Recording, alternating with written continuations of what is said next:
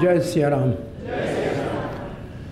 अंतर्राष्ट्रीय कृष्ण भावना अमृत संघ इस्कान राधा रास बिहारी मंदिर जुहू की ओर से रामनवमी के उपलक्ष्य में और राधा रास बिहारी मंदिर के पाठ उत्सव के उत्सव में ये 5 दिन का वाल्मीकि राम कथा का आयोजन इस्कान मंदिर जुहू ने किया है। आप सब पधारे हैं। आज रविवार को आपका स्वागत है। 2 दिन राम कथा में हमने बाल कांड का वर्णन श्रवण किया। बाल कांड में भगवान श्री रामचंद्र का दिव्य प्रकट्य, यज्ञ से उत्पन्न पायसम के अंदर भगवान विष्णु का प्रवेश होना और चतुर्व्यूह रूप वसुदेव संकृष्ण प्रद्युम्न अनिरुद्ध के रूप में प्रकट होना, फिर उनकी शिक्षण वशिष्ठ जी के पास, और फिर परीक्षण, उनकी परीक्षा विश्वामित्र के साथ, जन कल्याण की, असुर संहार की, और फिर उनके जीवन में माधुर्य विवाह का प्रसंग जनकपुर में। कल जनकपुर में 4 राजकुमारों का मंगलमय विवाह कार्यक्रम संपन्न करके बारात वापस अयोध्या में पहुंची और अयोध्या में सब मंगल हो रहे हैं। भरत जी के मामा युधाजित जो केकई देश से आए थे, उनके साथ भरत जी शत्रुघ्न ननिहाल चले गए। यहाँ बालकांड वाल्मीकि रामायण में समाप्त होता है। यहाँ से अयोध्या कांड आज शुरू करेंगे। अयोध्या कांड में भगवान श्री रामचंद्र का वचन पालन करना, पिता की आज्ञा का पालन करना, ये मुख्य केंद्र बिंदु है। भागवत भरत का उत्तम चरित्र अयोध्या कांड की चरम सीमा है। कितना महान भरत है, भागवत पुरुष, उसका बड़ा अद्भुत दर्शन है। और अयोध्या कांड में ही भगवान श्री रामचंद्र का वन गमन है। अयोध्या कांड शुरू होता है रामचंद्र के दिव्य गुणों से। जैसे भरत जी और शत्रुघ्न चले गए केकई देश, तो अब महाराज दशरथ की सेवा में और अयोध्या राज की सेवा में राम और लक्ष्मण लग गए। और महाराज दशरथ ने विशेष रूप से राम को प्रजा के देखभाल के कार्यों में लगा दिया। और वहाँ लिखा है कि रामचंद्र के गुणों में एक गुण तो ऐसा अद्भुत है, किसी ने एक बार भी उनका हित किया उसको कभी भूलते नहीं है। गुण गिराई है। किसी ने एक बार अच्छा काम जीवन में उनके लिए किया, कभी उसको भूलते नहीं। और किसी ने कितनी भी गलती की उसको कभी याद ही नहीं करते हैं। ये रामचंद्र की सबसे बड़ी विशेषता है। गुण किसी का भूलते नहीं है, अवगुण किसी का याद करते नहीं। ये एक बहुत अद्भुत गुण हमारे जीवन में हमको ठीक तरह समझ लेना चाहिए।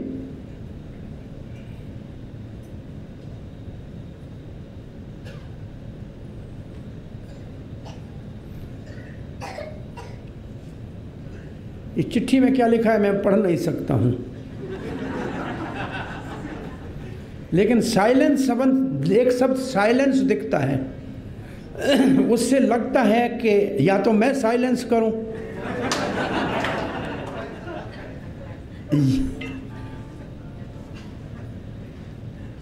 और नहीं तो ये सब समझते हैं। कोई इसमें से ना समझ नहीं है।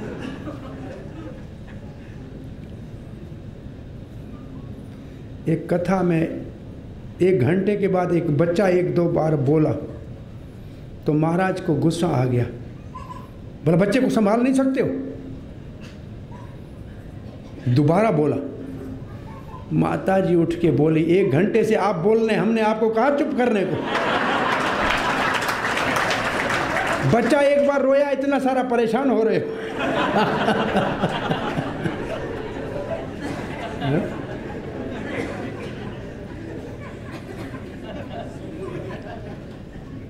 असल में क्या, जब जहाँ भी भगवान की कथा होती है राम की, वहाँ हनुमान जी आते हैं।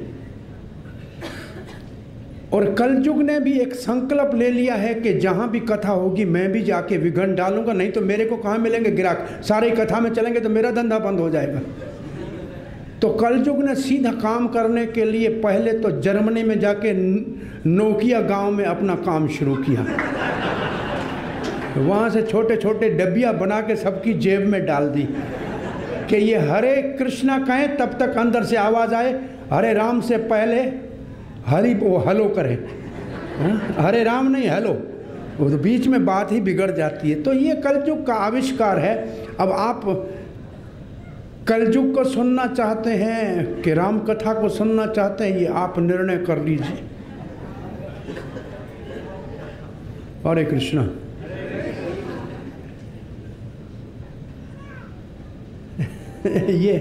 ये मोबाइल तो ब्रह्मचारी का भी बच्चा है, जेब में लेके घूमता रहता है।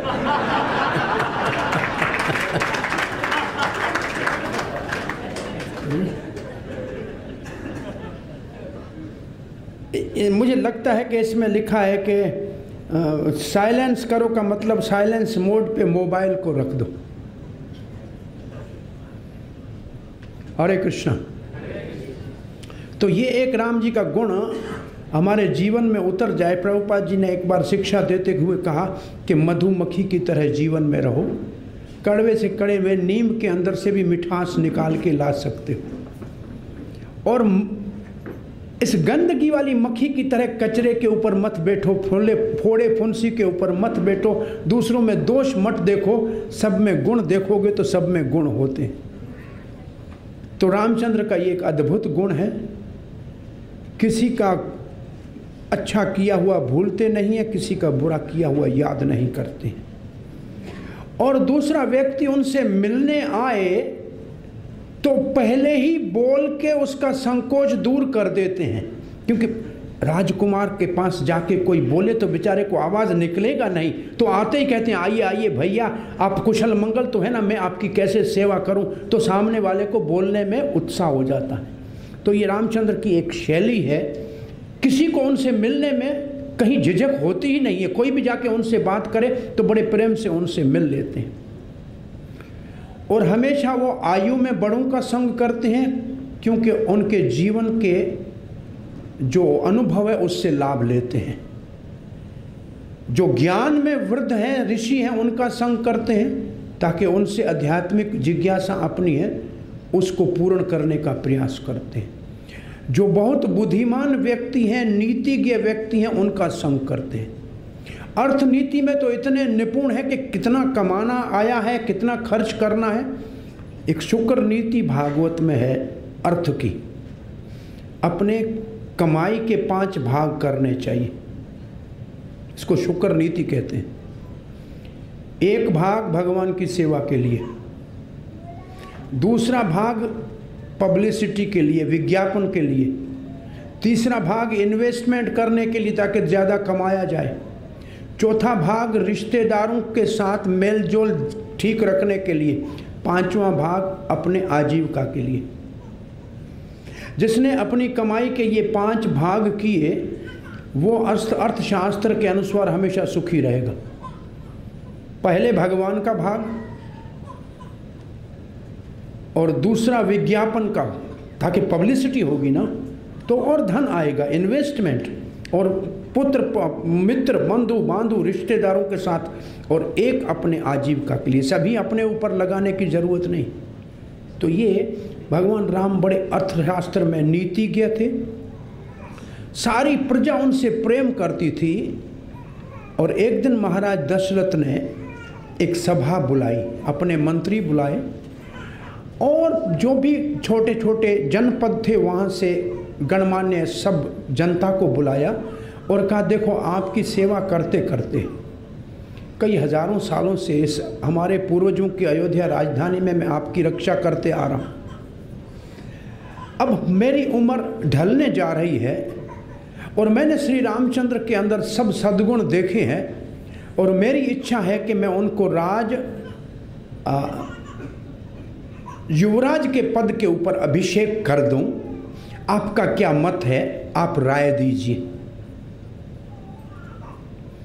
सबने एक स्वर में कहा, महाराज धन्य है, आपने हमारा इच्छा को पूरी की। वो दिन हम अपने आंखों से कब देखेंगे जब रामचंद्र का राज अभिषेक होगा।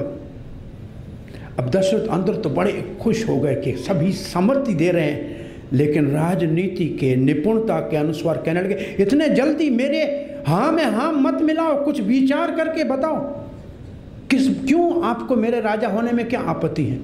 दशरथ जी ऐसे पूछने लगे, ये बड़ी बुद्धिमानी से पूछने लगे कि ऐसे आप मेरी हाँ में हाँ क्यों मिला रहे हो। तो सभासदों में उठ के कहा कि राम हमारे घरों के अंदर पूजा करते हुए बच्चे भी कहते हैं कि हमारे जीवन में हमको राम जी राजा के रूप में मिलेंगे, वो दिन कब आएगा। और इतना नीति में निपुण महाराज आपके कुल का तिलक है ये रघुकुल का, और इसके राज के अभिषेक में आपने जो ये निर्णय लिया है हम सब सहमत हैं। अब तो सब ने जब ऐसे कह दिया तो गुरु वशिष्ठ को प्रार्थना करके कहते हैं, महाराज दशरथ के अब आप राम जी के युवराज पद पे अभिषेक करने के लिए मुहूर्त निकालो। महाराज ने तो ऐसे पोथी खोला, बोला कल ही पुष्य नक्षत्र है, देर काहे के लिए करनी, कल ही राज अभिषेक की व्यवस्था की जाए। सुमंत्र मंत्री जो दशरथ अपने मित्र के समान मंत्री को समझते हैं, आप सारी व्यवस्था कीजिए, सब तीर्थों का जल मंगाइए। ये काम यहाँ शुरू हो गया। वाल्मीकि रामायण में तो नहीं लिखा है, लेकिन रामचरितमानस में है कि एक दिन दशरथ जी ने अपने कान के पास 2-4 सफ़ेद बाल देखे तो उनके मन में आया कि अब कान के पास सफ़ेद बाल पहले क्यों आते हैं। कान में सुनाते हैं कि तेरे जाने का टाइम हो गया। यहाँ आवाज़ है। तो महाराज दशरथ बहुत बुद्धिमान थे कि ये वारंट आ गया है, अब हमको ये राजपाट छोड़ के भगवान का भजन करना चाहिए। क्या महाराज दशरथ के पास 2 रुपये नहीं थे काला रंग मंगाने के लिए? ऐसे कर देते काम हो जाता।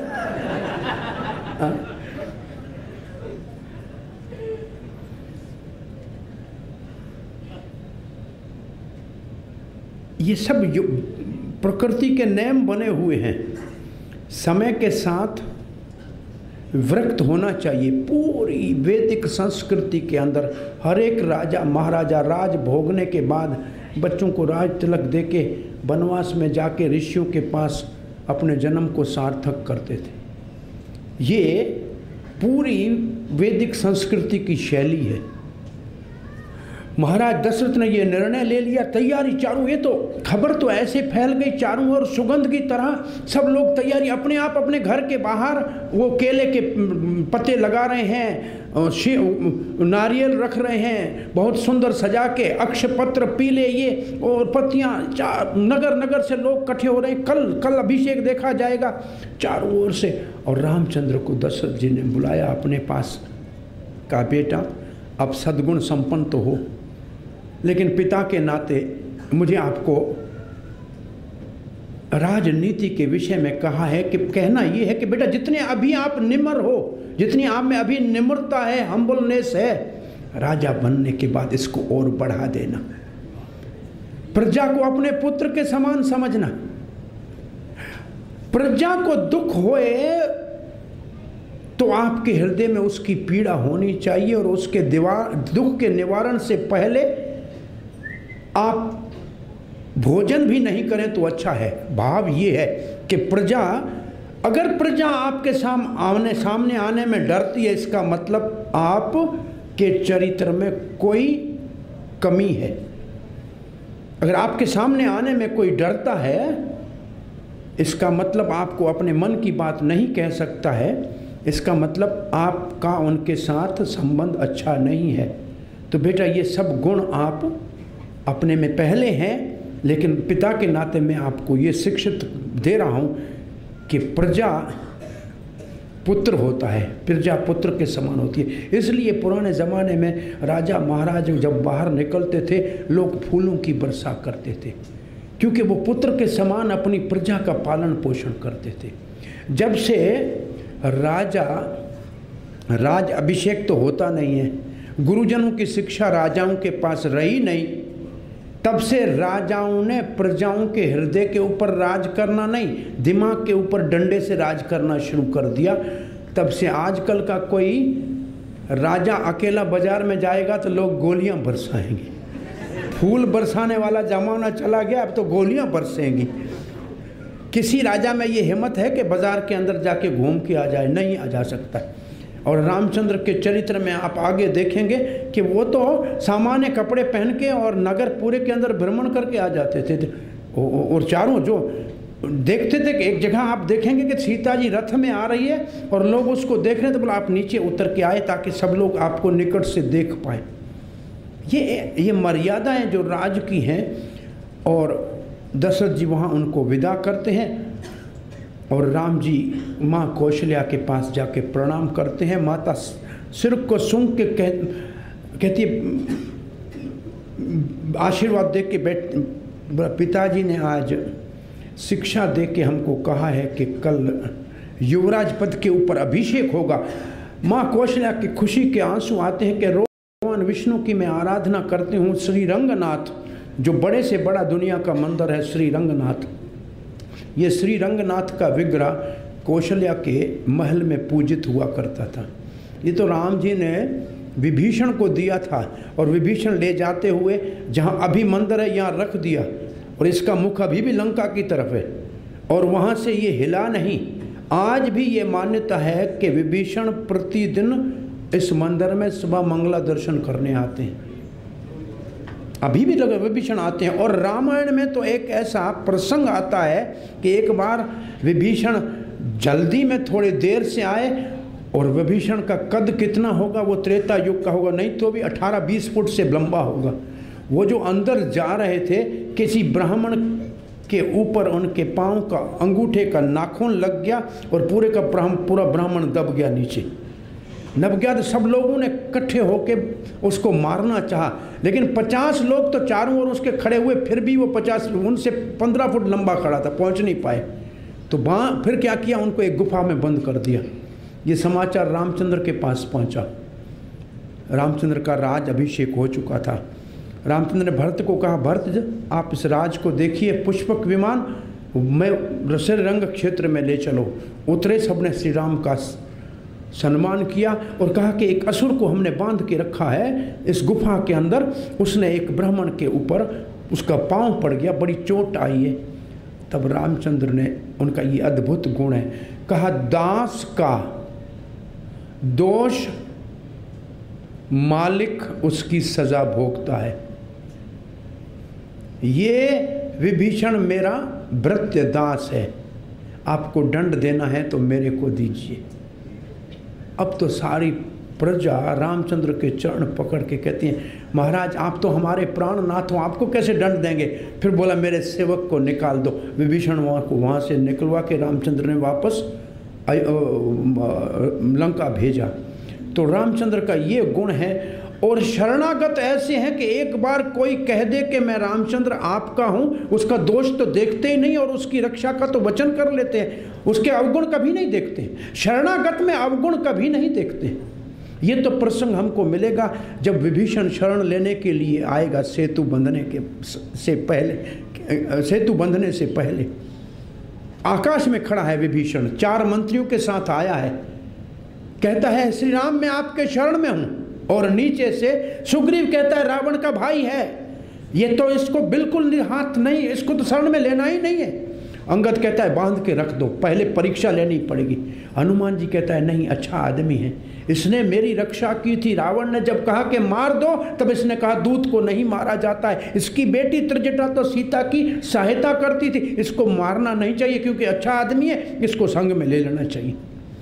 तब राम जी ने बड़ी सभा मंगा के सबकी राय ली। सुग्रीव ने अपनी राय दी, अंगद ने अपनी राय दी, हनुमान ने अपनी राय दी। फिर रामचंद्र बोले, सुग्रीव तुम ये कहते हैं रावण के भाई है इसलिए इसको शरण में नहीं लेना चाहिए, ये ठीक नहीं है।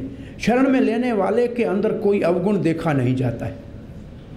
अंगद इसकी परीक्षा लेनी चाहिए, शरणागत की परीक्षा नहीं लेते, उसके पास कुछ है ही नहीं, वो तो अपने आप को ही अर्पण कर रहा है, तो परीक्षा क्या लेंगे। हनुमान जी आप आधा सच कह रहे हैं कि इसको शरण में लेना चाहिए, और आधा ठीक नहीं कि अच्छा है इसलिए शरण में लेना चाहिए। अच्छा हो या बुरा हो, शरण में आने के बाद तो शरणागत ही है। तब रामचंद्र के मुख से ये श्लोक निकला है, जैसे श्री कृष्ण का भगवत गीता में श्लोक है, सर्वधर्मान परित्यज्य, एग्जैक्टली ऐसा ही श्लोक है। एक बार जो मैं कह दे राम मैं तेरा हूं, उसको मैं रक्षा सब प्रकार से करता हूं, ये मेरा वचन है, ये मेरा वचन है, ये रामचंद्र का वचन है। हाँ, मैं उसकी रक्षा करता हूं हर प्रकार से। और विभीषण को भगवान ने शरण में नहीं लिया, कहा कि समुद्र का पानी लाओ, लंकेश आप हमारे मित्र हैं। उस वक्त तो सबने कहा अभी तो लंका पहुंचे नहीं, इसको आपने लंका का राजा बना दिया। कल अगर रावण आ गया और उसने आपका शरण ले लिया तो आप रामचंद्र जी क्या करेंगे। रामचंद्र कहते हैं भाई सुग्रीव चिंता मत करो, अभी अयोध्या का मेरा राज है और भरत मेरी बात मान लेगा, रावण शरण लेगा तो अयोध्या का राज उसको दे दूंगा।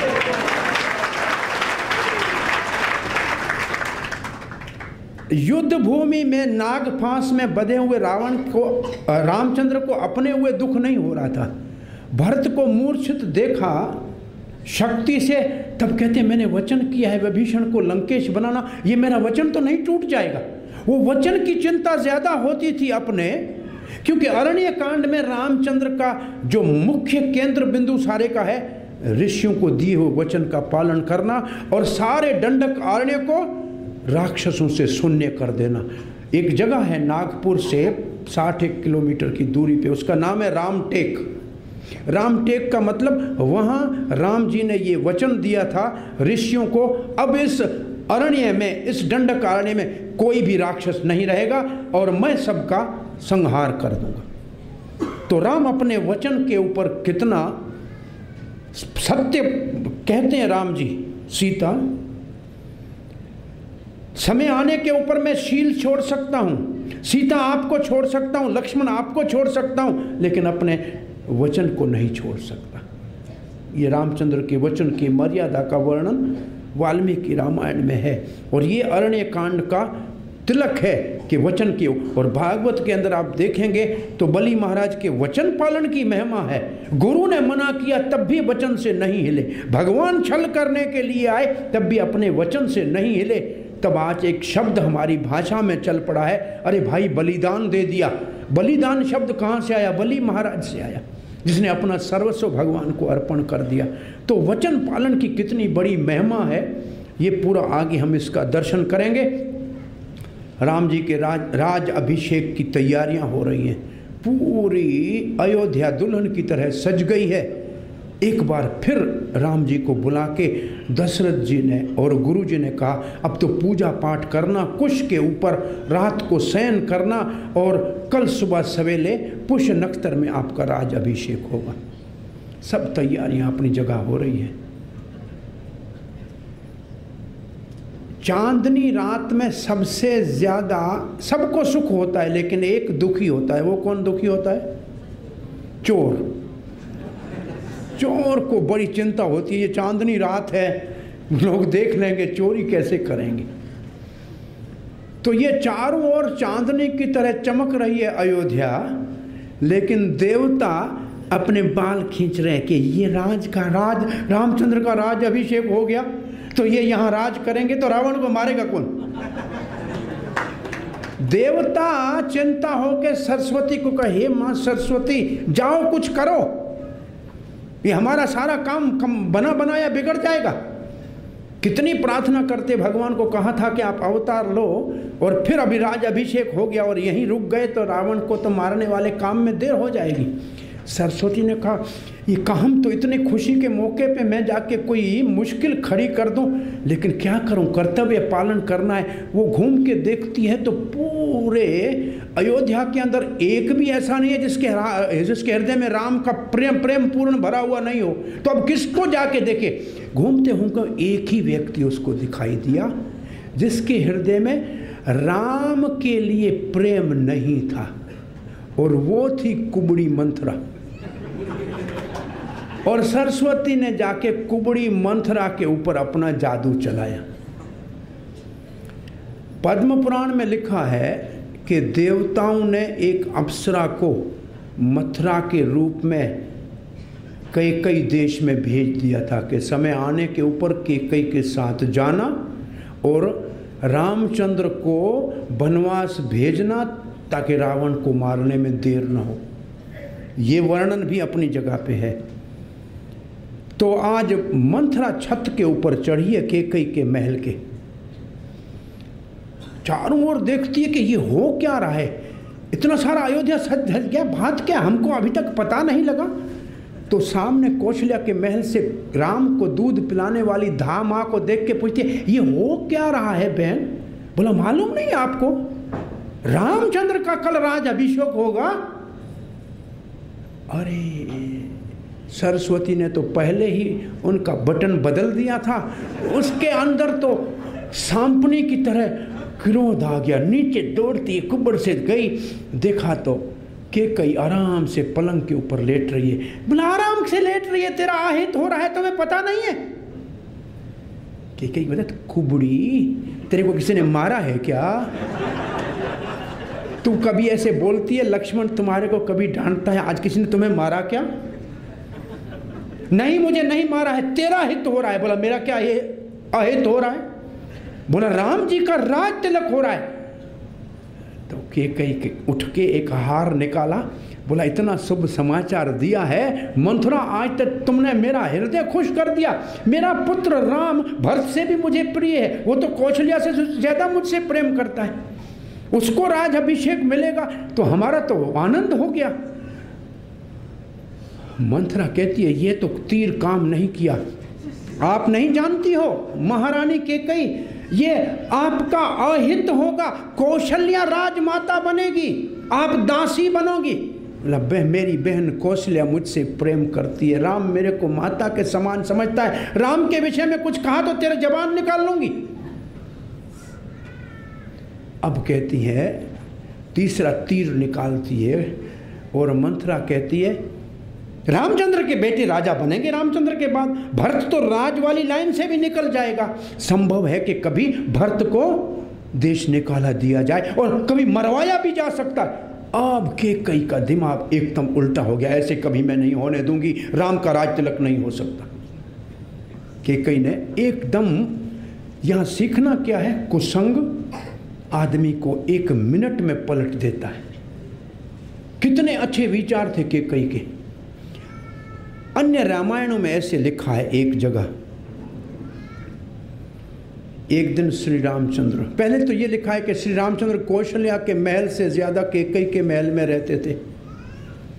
कैकेयी उनसे कौशल्या के समान ही प्रेम करती थी और रामचंद्र कहते कौशल्या मेरी जननी है, ये मेरी इच्छा पूर्ण नहीं कर सकती है जो मुझे चाहिए, जिस काम के लिए मैंने अवतार लिया है, लेकिन ये मेरी छोटी माँ, ये मुझसे इतना प्यार करती है कि मेरे लिए ये बदनामी सह लेगी। तो एक दिन ऐसे लिखा है, रामचंद्र पीछे से आके कैकेयी की आंखें बंद कर दी। तो कैकेयी ने हाथ को पकड़ के कहा प्रिय राम। बोला हाँ माँ। बोला आंखें खोलो, पहचान लिया? बोला नहीं, एक वचन दो। बोला क्या वचन? मेरे प्राण ले लो बेटा, तुमको क्या चाहिए? नहीं। बोला पहले वचन दो फिर। बोला शब्द खा के कहती हूँ कि आप जो कहोगे वो करूँगा। राम जी तब कहते हैं माँ कौशल्या ये काम नहीं करेगी, और मैं जब तक वन में नहीं जाऊँगा और ऋषियों का संग नहीं करूँगा तब तक रावण वध के जिस कार्य के लिए मैंने अवतार लिया है वो पूरा नहीं होगा। आपको ये कड़वा घूंट पीना पड़ेगा और मुझे 14 वर्ष वनवास देना पड़ेगा। ये राम जी ने केकई से वचन लिया था। ये कुछ रामायणों में इसका ऐसा वर्णन है। वो इस आधार पे भी माना जाता है कि केकई के कार्य को भरत ने तो निंदा किया ही है, लक्ष्मण ने तो बहुत बुरा कहा है, महाराज दशरथ ने बुरा कहा है केकई को, वशिष्ठ गुरु ने बुरा कहा है, लेकिन राम जी के मुख से कभी केकई के लिए अपशब्द तो निकला ही नहीं है। उनके सामने कोई केकई की बुराई करते थे तो कहता है मेरी माँ के लिए दोष वो अर्पण करेगा जिसने कभी साधुओं का संग नहीं किया है। और कहते हैं कि राम जी वनवास से आके पहले केकई के महल में गए और उनसे मिले। ये माँ ने राम की इच्छा पूरी करने के लिए, इसको कभी देखना ऐसे चाहिए। भीष्म पिता भागवत है, 12 भागवतों में से एक महाजन है और भगवान श्री कृष्ण का परम भक्त है। वो काहे के लिए कृष्ण के सामने लड़ेगा और कृष्ण के ऊपर बाण क्यों चलाएगा? कृष्ण की इच्छा है, क्योंकि अगर भीष्म वहां खड़ा नहीं होगा तो दुर्योधन हिम्मत नहीं करेगा लड़ने की। इसलिए भीष्म की प्रार्थना इतनी भागवत में अद्भुत है, जो श्री कृष्ण उसको अंत समय जाके सामने खड़े हुए जब प्राण त्याग रहे, ऐसा तो दुनिया में कोई उदाहरण है ही नहीं। एक तो हरिदास का ऐसा उदाहरण है कि चैतन्य महाप्रभु सामने खड़े हैं और चरण पकड़ के प्राण छोड़ रहा है, और ये भीष्म पितामह, इसके अलावा अंत समय किसी के सामने साक्षात भगवान खड़ा हो ऐसा तो उदाहरण है ही नहीं कहीं। तो भीष्म पितामह भगवान का भागवत भक्त नहीं है ना, लेकिन सामने खड़ा हो के अपोजिट साइड पे लड़े ना, तो भगवान के भक्त कभी। वैसे रावण भी कहाँ से आया? ये वैकुंठ से उतर के नीचे आया भगवान विष्णु के मन की इच्छा पूरी करने के लिए। तो ये सब बातें ठीक तरह से समझनी चाहिए। हमको केकई को बुरा नहीं कहना चाहिए कभी भी। हमको इससे सीखना क्या चाहिए? 2 बातें। अपने से छोटे का शरण नहीं लेना चाहिए। केकई ने मंथरा का शरण लिया, इसलिए अहित हो गया सब। तो कभी भी घर की बुराई कहां से होती है? नौकरों से, नौकरानियों से घर की बुराई होती है। और दूसरी विशेष बात, अभी हम बात तो बाद में आएगी तब करेंगे, लेकिन सीखना क्या चाहिए? पति पत्नी के बीच में रहस्य की बात हो, वो नौकरानियों को बोलने की क्या जरूरत है? अब जो ये कह दिया केकई को कि भरत को भी मारा जा सकता है, देश निकाली दी जा सकती है, तो कहती है कि राम का राज तिलक नहीं होगा, लेकिन कल होने वाला है, रोकेंगे कैसे? तब मंथरा कहती है आपने तो कई बार मुझे कहा है कि महाराज ने आपको 2 वर दिए थे। अब 2 वर कहां दिए थे दशरथ ने? स्वर्ग में। केकई को ये वरदान था।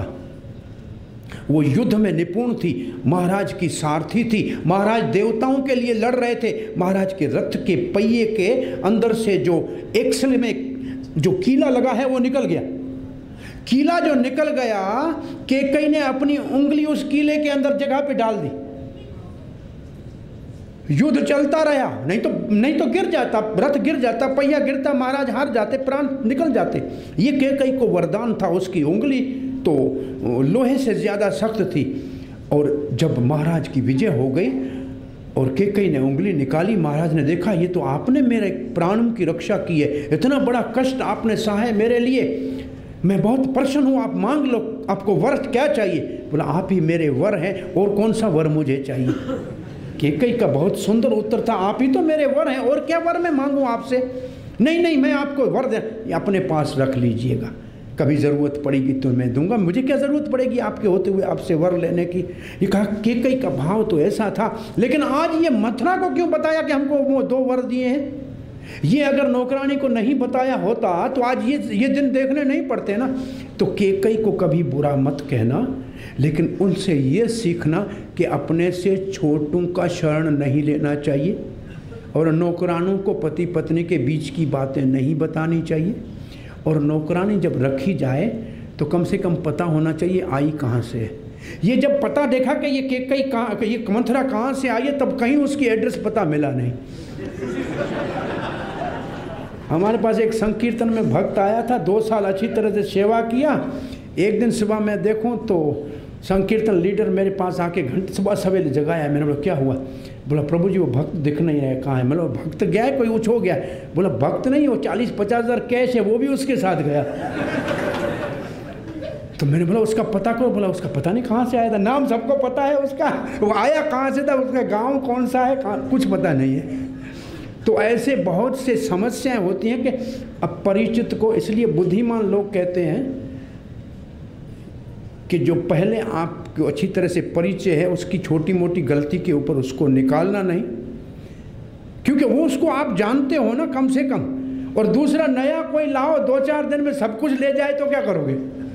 तो ये सावधानी से सीखने कि घर किस तरीके से चलाना चाहिए। बाकी केकई को बुरा कहने से राम जी खुश नहीं होंगे। राम जी का राज तिलक हो गया, राजा बड़े हो गए, तो क्या रामचंद्र का चरित्र इतना चमकता? ये रामायण इस तरीके से कथा होती क्या इसकी? इतने सारे ऋषियों का संग होता, जनवासियों का संग होता, गिरिवासियों को दर्शन मिलता राम जी का। हाँ, गरीब कोल भीलों को दर्शन मिलता क्या? नहीं मिलता।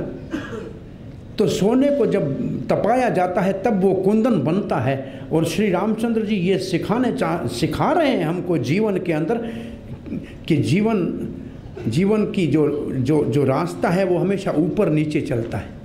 जीवन में चढ़ाई उतराई हमेशा रहती है, सीधी लाइन तो कभी जीवन में होती ही नहीं है।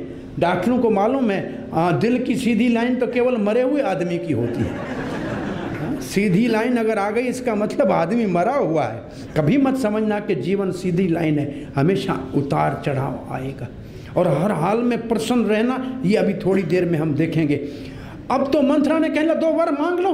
पहले वर में राज अभिषेक भरत का होना चाहिए, और दूसरा राम जी 14 वर्ष यहाँ से चले जाएंगे तो लोग राम जी का नाम ही भूल जाएंगे, भरत को सब मान लेंगे, आपका काम हो जाएगा। 14 वर्ष बन क्यों दिया गया? 13 में काम क्यों नहीं चलता है? ये भी कभी प्रश्न उठाया जाता है। और आगे थोड़ी देर में हम सुनेंगे, रात को रोज लक्ष्मण जी राम जी के चरण दबाते थे और राम जी कहते थे अभी सुमंत्रा नंदन जाओ विश्राम करो। ये रोज का नेम था। वनवास में जाने के बाद श्रृंगेरपुर में राम जी लेटे हैं, भरत जी चरण दबा रहे हैं, आंख बंद कर दिया और बोला नहीं कि सुमंत्रा नंदन जाके सो जाओ। तो कहते हैं क्या राम जी थक गए थे, चल के आए हैं इसलिए नींद आ गई है? नींद कैसे आ सकती है? भगवान साक्षात। वैसे भी विश्वामित्र से बला और अबला विद्या के बाद थकावट तो हो नहीं सकती है, तो आंखें बंद क्यों की है? बोला आंसू पी रहे हैं। बोला आंसू क्यों पी रहे हैं? कि आज लक्ष्मण को ये नहीं कह सकते कि जाओ भैया सो जाओ। बोला क्यों? अब तो लक्ष्मण को 14 वर्ष जागना पड़ेगा। लक्ष्मण 14 वर्ष सोएगा नहीं। क्यों?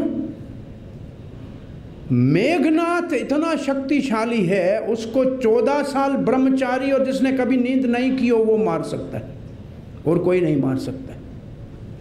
मेघनाथ का वध केवल वो कर सकता है जो 14 साल कभी सोया नहीं हो, यहां तक कि कभी खाया नहीं हो, ऐसा भी लिखा है। और अखंड ब्रह्मचार्य का पालन जिसने किया हो वो इस इंद्रजीत मेघनाथ का उद्धार कर सकता है। तो ये राम जी जानते थे लक्ष्मण 14 साल पूरा चाहिए उस काम के लिए। 14 साल वनवास दे दीजिए। और अब तो राजमहल के अंदर भगवान के पूजा का भी बहुत सुंदर घर हुआ करता था। हर राजमहल में सुंदर मंदिर हुआ करता। आज भी आप रजवाड़ों में देखो बड़े बड़े सुंदर मंदिर बने अंदर ही पूजा करने के लिए रणवास के, और उनके अंदर कूप भवन भी बने होते थे। ये भी हर राजमहल के अंदर एक कूप भवन भी होता है। आज तो मंत्रणा का आप जाइए कूप भवन में सो जाइए, महाराज तो आएंगे यहाँ। और तब एक बात यहाँ मंत्रा कहती है, एक बात याद रखना कि कहीं जब तक महाराज शपथ न ले ले राम की तब तक मुख मत खोलना। वो कहीं प्रेम से, पति के प्रेम में तुम थोड़ी भी ढीली पड़ गई तो तेरा काम नहीं होगा। ये मंथरा भी जानती थी कि शपथ लेने के बाद, वचन करने के बाद दशरथ महाराज ना नहीं कर सकते हैं, तो वचन का महत्व वो जानती थी। और आजकल ये नेता लोग इतने वचन करते हैं, इतने वचन करते हैं, वो तो इलेक्शन से पहले वायदे करते हैं और उसके बाद 5 साल तक तो दिखते ही नहीं। आजकल वचन का तो कोई वैल्यू नहीं रह गई जीवन में, लोगों को अपने वचन का कोई महत्व नहीं रह गया है। बात बात के ऊपर शब्द खा लेते हैं। एक दुकान के ऊपर गुरुजी 12 महीने में एक आध साल आते थे, हर एक अपने शिष्य के पास दुकान के ऊपर जाके बैठे थोड़ी देर, तो दुकानदार कहता है, गुरु का शपथ खा के कहता हूँ 10 रुपये की आपसे ज़्यादा नहीं लेता हूँ, ये तो गुरु की कसम खाता हूँ। आधे घंटे के बाद गुरुजी ने कहा, तूने 15 बार मेरी कसम खाई है, तू धंधा करता है कि मेरे को बेचता है? वो शिष्य बोलता है, गुरुजी ये दक्षिणा हर साल आपको काय की देते हैं, यही तो शब्द आपका खा के धंधा कर रहे हैं, आपने भगवान का रास्ता बताया नहीं। तो ये तो ऐसा ही सब दुनियादारी चल रही है। तो ये शब्द तो आजकल इतने झूठे, लोगों के वायदे तो इतने झूठे हो गए हैं, इतने होशियार हो गए हैं लोग। मंदिर में भगवान के सामने इस पेटी को ताला कितना बड़ा लगाना पड़ता है, कभी लगता है? भगवान के सामने जो प्रणाम करके भेंट चढ़ाने की पेटी है, उसको भी इतना बड़ा ताला लगाना पड़ता है। ये भगवान के सामने भी लोगों को डालने वाले कुछ आते हैं, कहते हैं हनुमान के मंदिर देखे, हनुमान के बंदर देखे, कुछ अंग्रेज कलंदर देखे। बहुत सुंदर है। हाँ, क्या है?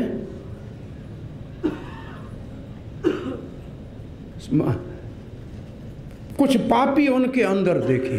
तीसरा शब्द है, हनुमान के बंदर देखे, अंग्रेज कलंदर देखे, कुछ पापी उनके अंदर देखे। दिखता है कि सब पूजा कर रहा है, लेकिन बहुत बड़े पापी भी साधु के रूप में। अभी रावण कैसे आया सीता को उठाने के लिए? बहुत अच्छा सा सन्यासी का वेश धारण करे, डंडा उठा के आया था। तो ये बहुत बड़ा भयानक युग है, वचनों के ऊपर विश्वास नहीं रह गया है। लेकिन मंथरा ने ऐसा पक्का केकई को किया। अब दशरथ महाराज सब व्यवस्था देख के आए केकई के भवन में शुभ समाचार सुनाने के लिए। केकई को न देख के पूछा, दासी से बोला खूब भवन में गई है। महाराज वहाँ जाके केकई को मनाने के लिए बहुत प्रयास किया, उठी नहीं। क्या चाहिए? आज तो खुशी का दिन है, आप ही तो मुझे कहती थी कि रामचंद्र का राज अभिषेक कर दो। आज वो दिन आ गया है, तो आप क्यों नहीं उठ रही हो? इससे भी पता लगता है कि केकई राम के राज अभिषेक के लिए महाराज दशरथ को कहती रहती थी। ये महाराज दशरथ की वाणी से पता लगता है। और उस वक्त केकई, तुम्हें चाहिए क्या? तुमने कुछ किसी ने कहा है क्या चाहिए? इतना कह के ने कहा, बोलते हो क्या चाहिए, कभी दिया है क्या? अब दशरथ जी कहते हैं, प्रिय तुम्हारे लिए प्राण दे सकता हूं, रामचंद्र के अलावा और मुझे दूसरा कोई तुमसे ज्यादा प्रिय नहीं है। मैं उस राम का शब्द खा के कहता हूं, तुम जो कहोगी तेरी इच्छा पूरी करूंगा। अब तो कोई उठ के बैठ गई, शपथ खा लिया रामचंद्र का। रामचंद्र से अधिक, बस रामचंद्र के बाद आप ही मुझे सबसे प्रिय, ये दशरथ ने वचन कह दिए। अब केकई कहते थी, आपने मुझे 2 वर दिए थे देव असुर संग्राम में, याद है ना? बोला 2 क्यों, 4 मांग लो, आज तो खुशी का दिन है। बोला 2 वर मेरे को दे दीजिए। बोला मांग लो। कि कहता है, पहला मेरा वर ये है कि जो सामग्री तैयार पड़ी है राज अभिषेक की, ये रामचंद्र की बजाय मेरे बेटे भरत का हो। महाराज दशरथ थोड़े सहम गए कि ये क्या मांग रही है। या ये कहते चलना चाहिए कि इतना बड़ा उत्सव अयोध्या में हो रहा था, कुछ रामायण में ऐसे लिखा है, तो जनकपुर में भी कोई संदेश तो गया नहीं कि वहाँ से कोई आदमी आया ही नहीं। राजा जनक को तो आना चाहिए ना। और फिर भरत भाई को शत्रुघ्न नहीं है, और केकई देश से भी तो कोई बुलाना चाहिए था ना।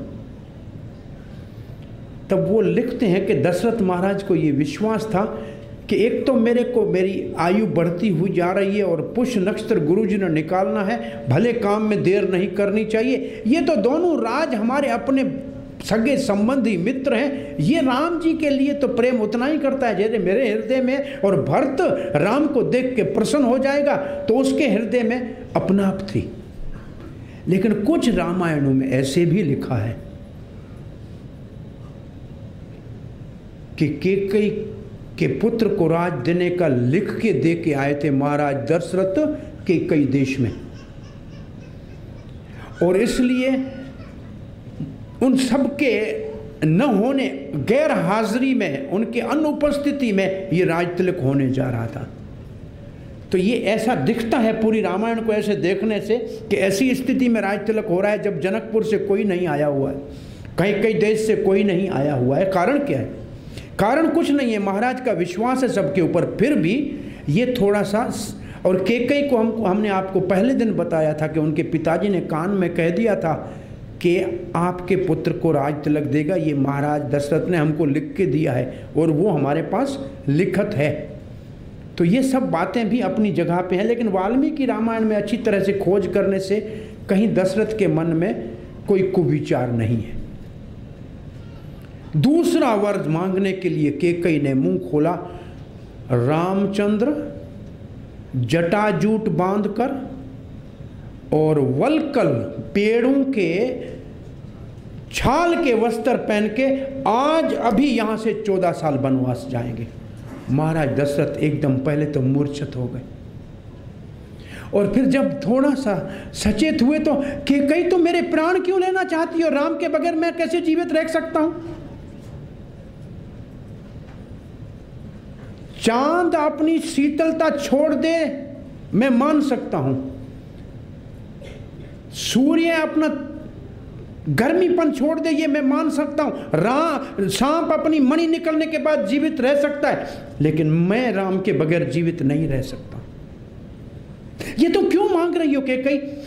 एक बात सुनो, भरत को राज में दे देता हूं, पाप का पहला वर मान लेता हूं। राम को तो बड़ी खुशी होगी भरत के राजा होने में, हमारा राम राज का तो लालची है ही नहीं, और तेरे पुत्र को राज देना है तो मैं देता हूं, लेकिन दूसरा वर तो वापस ले लो, राम को मुझसे जुदा मत करो। कैकेयी तो कठोर होकर कहती है पहले राम वनवास जाएगा फिर ही अभिषेक होगा।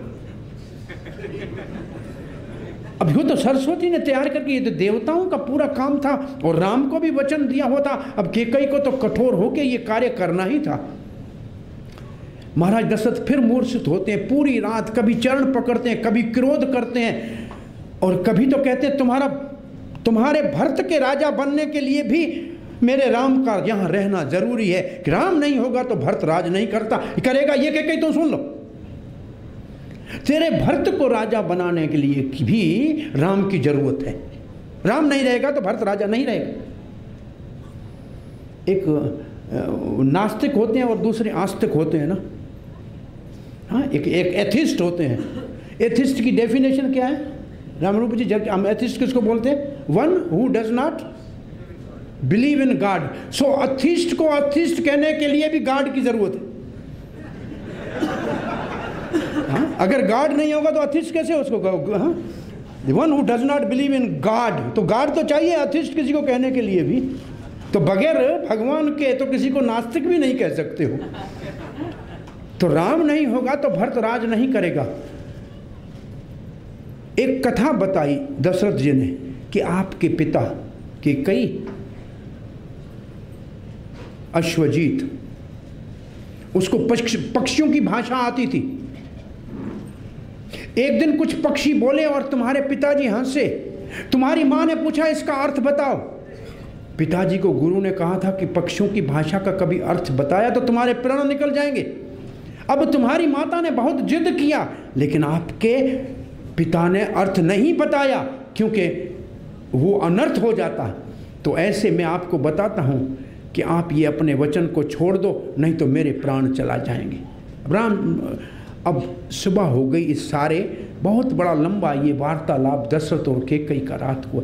सुबह वशिष्ठ जी कहते हैं मुहूर्त का टाइम हो रहा है, सुमंत्र अभी तक, महाराज दशरथ तो ब्रह्म मुहूर्त में उठने वाले, सुबह अभी तक दर्शन नहीं हुआ। तो अंदर तो रणवास में एक सुमंत्र जा सकता था। सुमंत्र अंदर गया, अंदर को वातावरण को देखा तो उनको थोड़ा सा दिल हिलने लगा। ये महाराज ऐसे अभी तक अचेत क्यों पड़े हैं, उठने का समय हो गया। उन्होंने तो महाराज के गुणगान शुरू किए। महाराज ने कहा ये मैं नहीं सुनना चाहता हूँ, आज मुझे ये अच्छे नहीं लग रहे हैं तुम्हारे।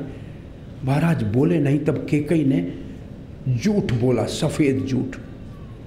सारी रात राम के अभिषेक की खुशी के कारण नींद नहीं आई है, इसलिए अब थक गए हैं, नींद आ रही है, ये वचन बोले हैं। और फिर कहा कि ये राम जी को देखना चाहते हैं। आज सुमंत्र मंत्री है, मंत्री के नेम को जानता है। कहते हैं महाराज की आज्ञा के बगैर मैं कैसे राम जी को बुलाने जाऊं, महाराज कहेंगे तब जाऊंगा। महारानी ऐसे आपके अकेले के कहने के ऊपर नहीं जा सकता हूं। अब सुमंत्रा ने ये क्यों नहीं कहा कि समस्या क्या हो गई है, क्यों महाराज ऐसे पड़े, ये क्यों नहीं कहा? इसलिए नहीं कहा, ये सुमंत्र तो 3 पीढ़ियों से मंत्री है, ये तो इतना विशारद है, ये अभी सारी काया पलट के मेरा बना बनाया खेल बिगाड़ देगा। इसलिए रामचंद्र जब आ जाएंगे वो पिताजी का वचन कह देंगे, उसके बाद ये कुछ भी नहीं कर सकता है। तो ये कैकेयी का बहुत बड़ी बुद्धिमती थी, ठीक है। नहीं तो ये विशारद मंत्री है, ये तो कुछ भी अभी तोड़ निकाल देगा यहाँ से, वो तो कोई सामान्य में व्यक्ति नहीं है सुमंत्र। तो महाराज दशरथ ने कहा कि मैं राम जी का दर्शन करना चाहता हूँ। सुमंत्र भागते हुए राम जी को बुलाने गए। राम जी रथ के ऊपर चढ़ के भागते हुए अंदर आके प्रणाम किया माता कैकेयी को और दशरथ को। और दशरथ की आंखों से आंसू बह रहे हैं, कुछ बोल नहीं पा रहे हैं। राम जी कहते हैं माँ पिताजी को क्या हो गया, ऐसा क्या कोई मुझसे अपराध हो गया, अक्षम्य इसके लिए पिताजी की ये हालत हो गई है, क्या मेरे से कुछ अपराध हुआ है? अब तो कैकेयी को कहना पड़ा राम तुमसे अपराध हो नहीं सकता है। तो ये कैकेयी नहीं मान सकती है कि राम कोई गलत काम कर सकता है, कि आपसे राम अपराध नहीं हो सकता है। तो पिता क्यों नहीं बोल रहे हैं मेरी माँ? बोला बेटा तुम्हारे सामने बोलने में इनको संकोच हो रहा है, मैं बताती हूं आपको। आपके पिताजी ने मुझे 2 वरदान दिए थे, आज मैंने वो 2 वरदान मांग लिए हैं। पहला वरदान तो ये है कि आपकी बजाय मेरे बेटे राम को, भरत को राज तिलक मिलेगा, और दूसरा आपको आज ही वन में जाना है जटाजूट और बलकल पहन के। राम मुस्कुराने लगे। बड़ा सुंदर यहाँ वर्णन है। पहले तो राम को कहा है कुलदीप, रघुकुल दीप। दीप के लिए तो भाई बाहर से घी चाहिए, तेल चाहिए, हवा आएगी तो बुझ जाएगा, दिन में प्रकाश देगा नहीं। और जब ये सुनाया कि अभिषेक राज आपका नहीं होगा, तब कहा है रघुकुल मणि। मणि का मतलब अपने आप प्रकाशित है, बाहर से किसी चीज की जरूरत नहीं है, उसका प्रकाश तो दिन रात में रहता है। और जब वनवास का सुना है तब तो कहते हैं भानुकुल भानु, तब तो कहते हैं सूर्य कुल का सूर्य है, तो तुम्हारा तो अंधकार हो ही नहीं सकता है, तुम दूसरों को प्रकाश देने वाले हो। तो रामचंद्र ने यह सुना तो मुस्कुरा दिया। वाल्मीकि जी लिखते हैं राज अभिषेक राज लक्ष्मी को जाते देखा और वनवास का भी वचन सुना, लेकिन राम उस योगी की तरह धीर पुरुष की तरह संतुलन में रहे और कह दिया माँ पहले तो मुझे इस बात का दुख है कि पिताजी ने मुझे अपने मुख से ये क्यों नहीं कहा, और दूसरा मां आपने इस वचन के लिए पिता को इतना कष्ट क्यों दिया? मेरे ऊपर विश्वास नहीं था क्या? मैं आपकी बात नहीं मानता क्या?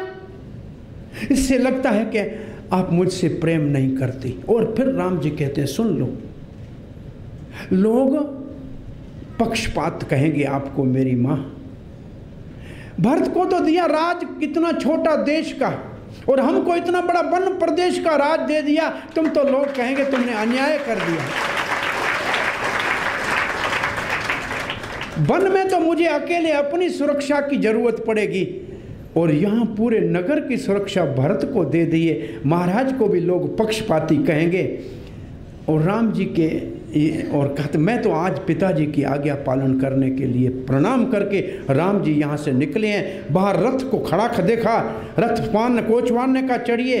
राम ने रथ को प्रणाम किया, बोला अब रथ का चढ़ के ऊपर चढ़ना अब मेरे लिए ये नहीं है। और कौशल्या माँ के पास जाके प्रणाम किया। माँ ने कहा बेटा आसन रखा है, बैठो कुछ खा लो, अभी समय है, आप जाइए आपका अभिषेक होगा। राम जी ने आसन को हाथ लगा के सर को लगाया, बोला माँ अब तो कुश के आसन के ऊपर बैठना है और वन के अंदर ऋषियों का सत्संग करना है। पिताजी ने मुझे इतना बड़ा विशाल वन का राज दे दिया। माँ तो कौशल्या धड़ाम से नीचे गिरी, राम जी ने हाथ से पकड़ लिया उसको, माँ को थोड़ा सा सांत्वना दी। उस वक्त लक्ष्मण साथ पीछे खड़े थे, उसको बहुत क्रोध आया। वाल्मीकि जी रामायण में लिखा है, लक्ष्मण कहते हैं बड़ी माँ हमारे पिताजी एक तो बूढ़े हो गए, दूसरा उस कैकेयी के चुंगल में आ गए, मैं उनको बंदी बना दूंगा, मैं रामचंद्र को राज तिलक दे दूंगा, जरूरत पड़ेगी तो उनको मार भी दूंगा। ये अब मैं आपको थोड़ा सा आगे जाके फिर वापस आके ये बात बताता हूँ। जब सुमंत्र सीताराम लक्ष्मण को लौटा नहीं पाए, दशरथ ने कहा था ये छोटे बच्चे हैं, 4 दिन वन में घुमा के वापस लेके आ जाना, और ये कहा कि ये दोनों मेरे बच्चे हो सकता है कि वचन के पालन के कारण नहीं आए, लेकिन मेरी सुकुमारी सीता को तो वापस ले ही आना। लेकिन जब किसी को नहीं लाए तो दशरथ ने पूछा था संदेश क्या दिया है राम ने? राम ने कहा है पिताजी बस 14 साल गुजरेंगे में हम आपके चरणों में प्रणाम करेंगे, आप सब माताओं को समान भाव से प्रेम से उनके साथ व्यवहार करना, और भरत जी लक्ष्मण जी आपकी सेवा में रहेंगे, हम आपका वचन पालन करके आ जाएंगे। तो पूछा कि लक्ष्मण ने क्या कहा है? तब सुमंत्र कहता है लक्ष्मण ने कहा, इतना कठोर वचन कहा कि राम जी ने अपना शपथ मुझे दिया है कि सुमंत्र मेरा तेरे को शपथ है तुम ये राजा को मत बचाना, तो उनको बड़ा दुख होगा। लेकिन फिर सुमंत्र कहता है महाराज मैं तो आपका सेवक हूं, आप राजा हैं, आप कहें तो मैं बता दूं, मर्यादा है। राजा दशरथ कहता है नहीं राम का शपथ मत तोड़ना, मैं समझता हूं मेरा बेटा है लक्ष्मण, मेरा बेटा है, क्या कहा होगा मैं समझता हूं। और दशरथ तब क्या कहते हैं जो लक्ष्मण ने कहा होगा वो मैं समझता हूं, और अब मेरा मरना आसान हो गया, अब मुझे मरने में कोई भय नहीं लगेगा। यही तो कहा होगा लक्ष्मण ने कि जरूरत पड़ने के ऊपर मैं राम की रक्षा के लिए बाप का भी सर काट सकता हूं, और ऐसा भाई राम के साथ है तो मुझे अभी कोई चिंता नहीं है, मैं मर सकता हूं। अद्भुत वचन है ये कि ये मत कहना। और दशरथ कहता है मैं जानता हूं क्या कहा होगा लक्ष्मण ने, ऐसा भाई अगर राम के साथ है तो अब मुझे मरने की चिंता नहीं है, अब मेरा मृत्यु सुधर गया। तो लक्ष्मण ऐसे जब वचन कहे तो कौशल ने कहा देखो राम लक्ष्मण क्या कह रहा है। तब तक माँ शांत हो गई। कौशल्या कहा माता मुझे वन जाने की आज्ञा दीजिए, पिताजी के वचन का पालन करना है। और कौशल्या हृदय को पकड़कर दोनों हाथों से आशीर्वाद देते कहती है जल्दी आपका दर्शन करूं, ये मेरी अभी अभिलाषा है। और वहाँ से सीता के महल में राम जी आते हैं। वाल्मीकि रामायण के अनुसार सीता के महल में जब राम जी आते हैं, सीता जी तो स्वागत करती है, आसन देने का आपको देर हो रही है, आप कब जाएंगे राज अभिषेक के लिए? तब का सीता अभी तो वन का सुंदर दर्शन करने के लिए पिताजी ने आज्ञा दे दी है, राजाभिषेक वाले काम को तो अभी स्थगित कर दिया गया है और मुझे अभी वनवास जाना है। और आप माता कौशल्या का विशेष रूप से ध्यान करना, वो बहुत इस वक्त जो है पीड़ा में है, और आप यहाँ रहिएगा, माताओं का ध्यान कीजिएगा। मुझे नहीं देखेंगी, आपको देख के हो सकता है कि माताओं की धीरज बंधी रहेगी। सीता जी कहती है प्राणनाथ आप क्या कह रहे हैं? आप चले जाएंगे वन में, मैं यहाँ बैठ के महल के अंदर पलंग के ऊपर सोऊंगी और आप जाके वन के अंदर कुछ घास के ऊपर सोएंगी?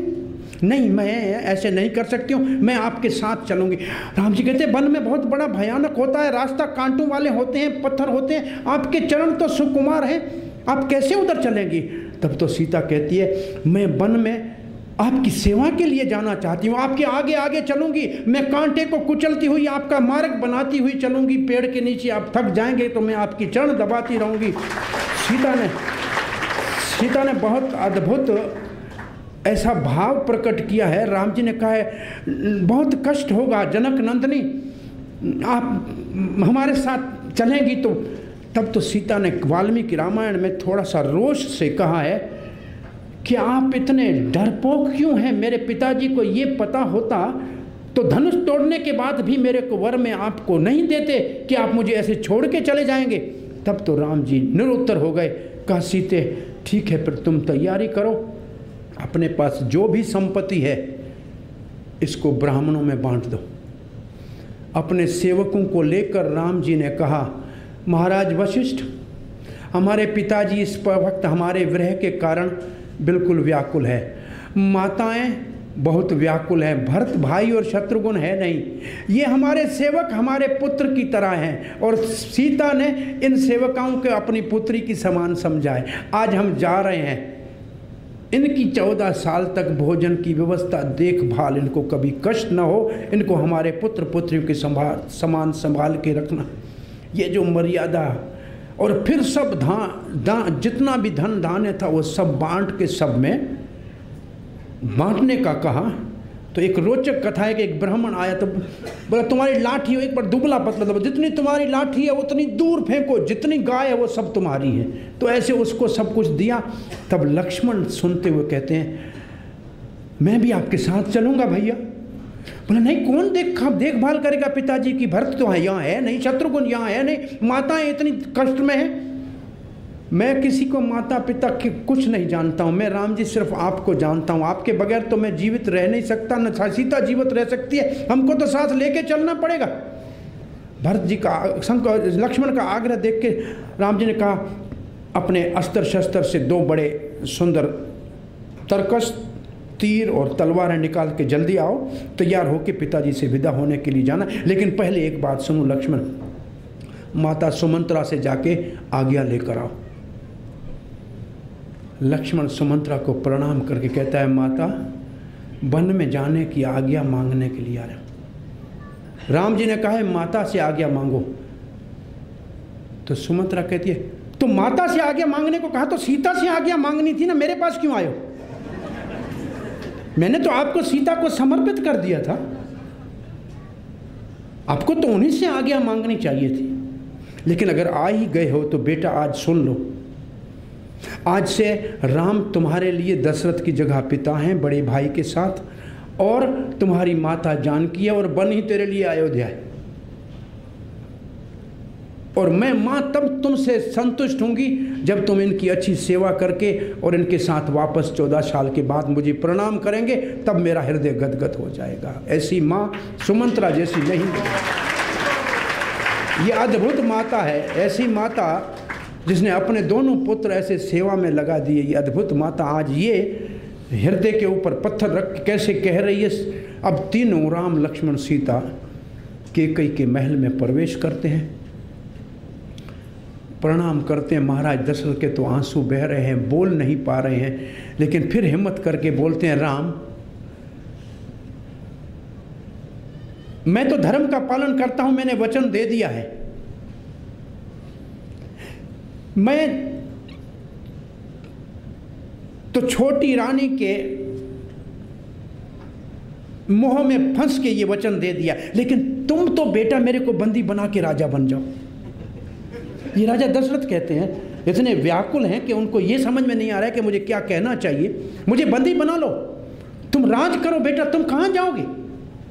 रामचंद्र कहते हैं पिताजी हम आपकी आज्ञा का पालन करेंगे, आपके सत्य वचन को सत्य करेंगे, और हमारे साथ सीता और लक्ष्मण भी वन में जाने की आज्ञा मांग रहे हैं। अब तो दशरथ कहते हैं सुमंत्र अपनी चतुरंगनी सेना को इनके साथ भेज दो, इनके साथ वो सब जो वन के मार्ग जानते हैं उनको भेज दो, रास्ते सब ठीक करा दो, कोष सारा इनके साथ भेज दो। अब तो कैकेयी उठ के खड़ी हो गई, क्या सूने राज के ऊपर मेरा बेटा भरत राज करेगा? दशरथ को क्रोध आता है और कहता है कि तुमने ये वर मांगा है क्या?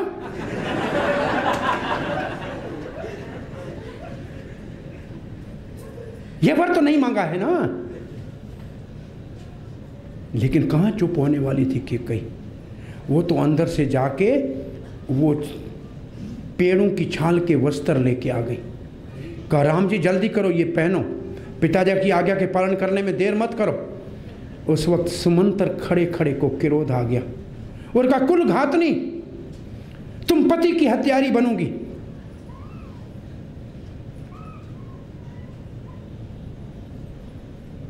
भयभीत जैसे कैकई थोड़ी हुई। सुमंत्र तो दशरथ के समान सम्मान्य व्यक्ति थे और उसने कैकई को जब डांटा तो कैकई थोड़ी सहम गई, लेकिन कहा जल्दी करो, राम जी कपड़े पहन लो। राम जी ने तो पहन लिए, लक्ष्मण ने पहले, सीता बेचारी को पहनने में दिक्कत हो रही थी। तो लक्ष्मण तो राम जी सीता को वस्त्र पहना रहे, तब तो वशिष्ठ जी आ गए, उनको क्रोध आ गए। और वशिष्ठ जी को क्रोध आया, उसने कहा कैकई नंदनी, तुमने सीता को तो वनवास नहीं दिया है, पुत्र वधू है, इसको तो सुंदर वस्त्रों में भेजो यहां से। इसको कह के लिए वलकल पहना रही हो, तुम तो कुल की घातक हो, कुल कलंक हो। वशिष्ठ जी भी क्रोध में हो गए, लेकिन राम उतने ही सुशील ऐसे खल के बोला अब हमको निकलना है। सुमंत्र को दशरथ जी कहते हैं रथ के अंदर ले जाओ, 2-4 घुमा के दिन वापस लेके आना। रथ के ऊपर सुमंत्र ने चढ़ाया है, राम जी चढ़े हैं, सीता को हाथ से पकड़ के बिठाया है, लक्ष्मण तो धनुष बाण उठा के बैठे, रथ निकला है। बाहर निकले हैं दशरथ जी रथ के पीछे। अब तो पूरे नागरिक बाहर आ गए हैं। राम जी का ये करुणा, सबके आंखों में आंसू बह रही है, पूरी करुणा मूर्ति, पूरी अयोध्या करुणा की मूर्ति बन गई है। दशरथ जी बाहर आके राम जी को देखते हैं, कहते एक दिन रुक जाओ, थोड़ा रथ आस्ते चलाओ, मैं जी भर के राम को देख लूँ, 14 साल के बाद मुझे देखने को मिलने। लेकिन राम जी कहते हैं सुमंत्र अब रथ को जरा तेज चलाओ, ये पीड़ा न मुझसे देखी जाएगी न पिताजी से देखी जाएगी। सुमंत्र आज्ञा का पालन करता है, रथ तेजी से आगे बढ़ता है और जब तक रथ की धूल दिखती है तब तो महाराज दशरथ देख रहे थे, फिर धराम से नीचे गिरते हैं। तो एक तरफ से कैकई पकड़ने का प्रयास करती है, कौशल्या ने हाथ पकड़ा। महाराज ने कैकई को कहा मुझे हाथ मत लगाना, आज से तुम मेरे लिए मर गई, मेरी पत्नी नहीं हो। अरे सेवकों मुझे कौशल्या के महल में ले चलो, मुझे शांति मिलेगी। महाराज दशरथ को कौशल्या के महल में ले जाया गया और सारे नगरवासी पीछे भागते भागते रथ के पीछे जाने लगे। रामचंद्र ने देखा कि ये पूरा नगर पीछे आ रहा है, ये ब्राह्मण, ये बालक, ये बूढ़े। रथ से उतर के रामचंद्र पैदल चलने लगे कि ये प्रजा पैदल आए और रथ तेज भागे, ये मुझसे देखा नहीं जा रहा है। शाम हुई, तमसा नदी आई और रुक गए, सारे पुरवासी रुक गए। और 2 घंटे के बाद पेड़ की डालियों के ऊपर सर रख के नगरवासी सोए हुए थे। रामचंद्र ने उठा के कहा सुमंत्र देखो मेरे अयोध्या वासी महलों में रहने वाले कैसे पेड़ों के डालियों पेड़ों की जड़ के ऊपर सर रख के सोए, इसको ऐसा दुख फिर नहीं मिलना चाहिए। ये हमारे साथ जाएंगे, इतना प्रेम करते हैं, हम इसको नाम भी नहीं कर पाएंगे और ये कितना दुख उधर उठाएंगे। ये ब्राह्मण के लिए कहाँ हम व्यवस्था करके वहाँ यज्ञ याग का बंदोबस्त करेंगे। अब रात हो गई है, हमको यहाँ से ऐसे रथ कर चला के चलो कि रथ के पहियों के निशान सब वो इनको नहीं मिलने चाहिए, ये वापस कल अयोध्या पहुँचने चाहिए। सुमंत्र रथ को एक दिशा में ले गया, दूसरी दिशा में ले गया, इतना घुमाया कि उसके पहियों के निशान कहाँ गया, ईस्ट क्या उत्तर गया कि दक्षिण गया, पता नहीं लगा। तो यहाँ एक सिद्धांत ये होता है, जो सो जाता है वो खो देता है, जो जागता है वो भगवान के साथ जाता है। सीता जाग रही थी, लक्ष्मण जाग रहे थे, बाकी सब सो गए, जो सो गए वो रह गए। तो भगवान तो निकल के आगे चल गए। मर्यादा इतनी थी कि किसी को मना नहीं कर सकते थे। सुबह ये पूर्ववासी उठ के कहते हैं कि हाँ ये नींद निगोरी ने हमको भगवान से अलग कर दिया। कहाँ से ये नींद आ गई, इधर घूमे उधर घूमे, कई पहियों के निशान नहीं मिले। बड़े दुखी हो के कहा कि कितने दयालु है रामचंद्र, हमारा दुख नहीं देख सकते हैं, इस हमको छोड़े। वापस बेचारे दुखी होके घर आए। दूसरा रास्ते में सीमा आ गई अयोध्या की और पूर्ववासियों को कहा अब मेरे भाइयों, आपके प्रेम के कारण आप मेरे पीछे आए, मेरे साथ आए, अब यहाँ अयोध्या की सीमा समाप्त होती है। राम जी ने अयोध्या को प्रणाम किया और सीता ने प्रणाम किया। लक्ष्मण ने कहा अयोध्या अब 14 साल के बाद फिर हम वापस आपकी सेवा में उपस्थित होंगे। आप लोग सब अब यहाँ से जाइए। सबको विदा किया। सीता आगे राम जी चल रहे हैं, बीच में सीता, पीछे लक्ष्मण चल रहे हैं। अब गंगा जी का तट आया है, श्रृंगवेरपुर का गांव आया है। दर्शन किया है, भगवान राम ने प्रणाम किया है, गंगा में स्नान किया है। आज उपवास करने का अब व्रत ले लिया है। इतनी देर में श्रृंगेरपुर का राजा गुहा निषाद पता लगाए भागता हुआ बहुत बड़ी सामग्री लेके अपने मंत्री लेकर आए और कहा, राम जी हम बड़े भाग्यशाली हैं कि आप यहाँ पधारे हैं, ये सब आपके लिए भेंट हैं, बस आप यही राजा बन जाइए, हम आपके सेवक बन जाएंगे, आप इधर रहिए, अब और कहीं यहाँ से आगे नहीं जाइए। राम जी ने तो उसको कहा, उसने कहा हम आपके शरण में, और राम जी ने उसको ऐसे हाथों से लगा के कहा, हे मेरे मित्र। पहला भगवान राम ने उस निषाद को मित्र बनाया, जिसको सब नीच जाति का कहते हैं, उसको गले से लगाया है, मित्र बना के कहा कि आज हम व्रत करेंगे, कुछ खाएंगे नहीं, बाकी ये हमारे राजमहल से आए हुए महाराज दशरथ के घोड़े जो हैं, इनको अच्छी तरह से आप इनका खिलाना पिलाने का व्यवस्था करो। तो उसने सोने के लिए पेड़ के नीचे बहुत आसन बनाया सीता और राम के सोने के लिए। लक्ष्मण जी का हमने आपको बताया, चरण दबाते हुए राम जी ने आज सोने को कहा नहीं है, तो लक्ष्मण धनुष बाण लेके वीर आसन में बैठ गया। और गुहा राजनीति जानता था, चारों ओर से अपने बहुत विश्वास पात्र सैनिकों को खड़ा करके सारी रात वो भी जागता रहा। सुबह को राम जी ने फिर गंगा में स्नान किया, वंदना किया और कहा, निषाद मुझे जरा वट वृक्ष का दूध तो ला के दो। वो तो जाके दूध लेके आया। आज राम जी ने पहले लक्ष्मण की जटा बनाई है, फिर अपनी जटा बनाई है, और निषाद और सुमंत्र रो रहे हैं। निषाद कहता है, इसी काम के लिए मैं आज आपके सुंदर केशों को जटा के रूप में देखने के लिए दूध लाया वट वृक्ष का, ये काम मुझसे होना है। जैसे चैतन्य महाप्रभु के लिए वो जो नाई रो रहा था कि मेरे हाथों से ये बाल कटने थे, ऐसी उसकी दशा है। तो राम जी ने 3 दिन के बाद जटाजूट क्यों किए? ये तो कहा था कि कहीं यहाँ से ही करके जाओ, तो वहाँ क्यों नहीं किए? 4 दिन और दशरथ जी का जीवन बाकी था। अगर वहाँ जटा कर ली होती तो उसी वक्त उनके प्राण निकल गए होते। तो उनको दुख न पहुँचे, इसलिए राम जी ने।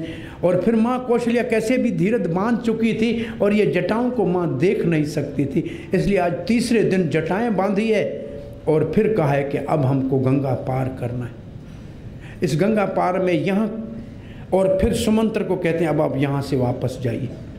सुमंत्र ने मुझे वहाँ आप साथ ले चलिए, मैं आपको छोड़ के नहीं जा सकता हूँ। तो राम जी ने एक सिद्धांत सीधा बताया, सुमंत्र तुम जब तक वापस नहीं जाओगे, ये राजमहल का रथ जब तक वापस नहीं जाएगा तब तक छोटी माँ को विश्वास नहीं होगा कि हम वनवास चले गए। तो कैकेयी को विश्वास दिलाने के लिए आपका वापस जाना अति आवश्यक है, इसलिए आप जरूर जाइए और ये संदेश हमारा महाराज को दे दीजिएगा। सुमंत्र जाने की इच्छा नहीं, आंखों में से आंसू बह रहा है, मैं आपके साथ चलूंगा। घोड़े भी वापस मुड़ने को तैयार नहीं है, घोड़े की आंखों में भी आंसू है। उस वक्त वाल्मीकि जी लिखते हैं कि सीता केवल उस रथ को और घोड़ों को देख के आंसू बहा रही थी। आज से उसको ये रथ घोड़े महल सब अब उसके लिए 14 साल नहीं रह गए। तो यहाँ केवट का जो प्रसंग तुलसी रामायण में है वो वाल्मीकि रामायण में नहीं है, लेकिन बड़ा अद्भुत अपने आप में प्रसंग है। क्यों वो प्रसंग है उसके ऊपर अच्छी टीकाएं लिखी है रामायण के कुछ बहुत आचार्यों ने, लेकिन वाल्मीकि रामायण में उसका कुछ लिखा नहीं है। गुहा ने, वो निषाद राज ने एक नाव का व्यवस्था कर दी और उन्होंने गंगा पार किया। लेकिन केवट वाले प्रसंग को आप सब जानते हैं, उसको मैं दोहराता नहीं हूँ। लेकिन केवट के मन में केवल एक ही था कि राम जी अभी सुमंत्र से विदा करके, आंखों में आंसू राम जी के भी हैं, अपने भक्त को विदा कर रहे थे। और गुहा वो तो पीछे एक साथ चलने के लिए बहुत आतुर था। तो आज ऐसी कुछ बात करनी चाहिए कि ये मुस्कुराते हुए यहाँ से जाएं, इनके मुख के ऊपर थोड़ी हंसी आनी चाहिए। ये उस केवट के मन में ये भाव था। तो उसने क्या कहा आप जानते हैं कि मेरी नाव मैं नहीं लाऊंगा। क्यों नहीं लाओगे? तो कारण क्या बताया कि आपके चरण की रज से वो पत्थर से स्त्री बन गई, ये कहीं मेरी नौका स्त्री बन गई तो एक मेरे से पहली नहीं पाली जाती है, ये दूसरी गले पड़ जाएगी। तो वो उसने ऐसे कुछ रोचक उसमें ये बातें लिखी है, लेकिन उसके पीछे उसका एक ही उद्देश्य था कि जितनी देर ज़्यादा मैं रामचंद्र का दर्शन करूं वे मेरा भाग्य है। जो भी है मैं आपके चरण धोऊंगा। चरण धोने के लिए मानो राम जी ने हाँ किया तो फिर आगे बोलता है, लालच बढ़ गई, बोला चरण में आपका धोऊंगा, फिर आप धरती के ऊपर चरण रखेंगे, फिर धूली लग जाएगी, डर तो धूली से है ना, इसलिए चरण धोने के बाद मैं आपको ऐसे उठा के ले जाके नौका में बिठाऊंगा। ये केवट के मन में गले मिलने का भाव आ गया है। तो ये अद्भुत, जैसे हम दामोदर अष्टक में देखते हैं, पहले मन में देखना चाहता है, फिर साक्षात दर्शन की बात हो जाती है, तो भक्त के मन का भाव ऐसे बढ़ता है। जो भी हो केवट को उस दूसरे तरफ जाके राम जी के मन में, अब जो एक प्रचलित कथा होती है उसको कहे कि है ही नहीं तो भी ठीक नहीं है, तो राम जी को थोड़ा संकोच हुआ कि अभी है भी कुछ नहीं, इसको देंगे क्या उतारने के लिए, भाई आखिर नाव की उतराई तो देनी चाहिए ना। तो सीता जी ने अपनी अंगूठी निकाली, केवट के आंखों में आंसू आ गए। मैंने कहा था मैं उतराई नहीं लूंगा, अरे मेरे कारण मेरी माँ की उंगली से अंगूठी निकल रही है, मैं कैसे देख सकता हूँ, मुझे नहीं चाहिए कुछ। हाँ आपको देना है तो जब आप वापस आओगे तब प्रसाद दे देना, अभी मैं कुछ नहीं लूँगा। भाव अच्छे हैं। एक और आगे चले हैं, गंगा जी के तट पे रात को रुके हैं। दूसरे दिन त्रिवेणी संगम को देखा है, प्रणाम किया है, स्नान किया है, भारद्वाज आश्रम में गए हैं, भारद्वाज ऋषि ने स्वागत किया है, रुके हैं, कंदमूल खाया है। भारद्वाज ने कहा यहीं रुक जाओ, बहुत सुंदर त्रिवेणी संगम है, यहाँ वट अक्षय वट है, यहाँ बिंदु माधव है, तो ये बहुत सुंदर तीर्थ स्थान है। राम जी कहते हैं यहाँ अयोध्या बहुत निकट है, रोज़ कुछ लोग आते रहेंगे, तो वनवास के लिए जो हमारे को पिताजी का वचन है पूरा नहीं होगा, आप हमें बताइए कौन सा स्थान है जहाँ हम जाके आराम से रह सकते हैं। भारद्वाज जी कहते हैं यहाँ से आगे थोड़ा चित्रकूट बहुत सुंदर है, उसके शिखरों को देखने से हृदय गदगद हो जाता है।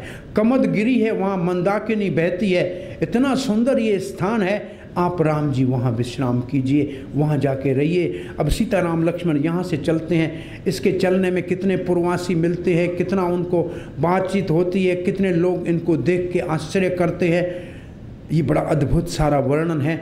लेकिन बीच में वाल्मीकि जी का आश्रम आता है, वहाँ भी रुकते हैं, और चित्रकूट पहुँचने के ऊपर लक्ष्मण जी बहुत सुंदर पर्ण कुटीर बनाते हैं सीताराम के लिए। अपने को तो कुटीर की ज़रूरत नहीं है लक्ष्मण को, वो तो सारी रात जागते रहेंगे। यहाँ एक साल बहुत सुंदर सीताराम लक्ष्मण का आगे चल के बीतेगा, जहाँ राम जी सीता को तीर चलाना सिखाएंगे, स्पर्श शिला के ऊपर बैठेंगे। सुंदर प्रेम का जितना समय सीताराम का चित्रकूट में गुजरा है, इतना और कहीं नहीं गुजरा है। बहुत सुंदर समय गुजरा है। तो आज चित्रकूट में सीताराम लक्ष्मण को आनंद से रहने दीजिए। कल फिर हम वापस अयोध्या चलेंगे और भरत की महिमा का वर्णन और श्रवण करेंगे। हरे कृष्ण। सीताराम लक्ष्मण हनुमान की।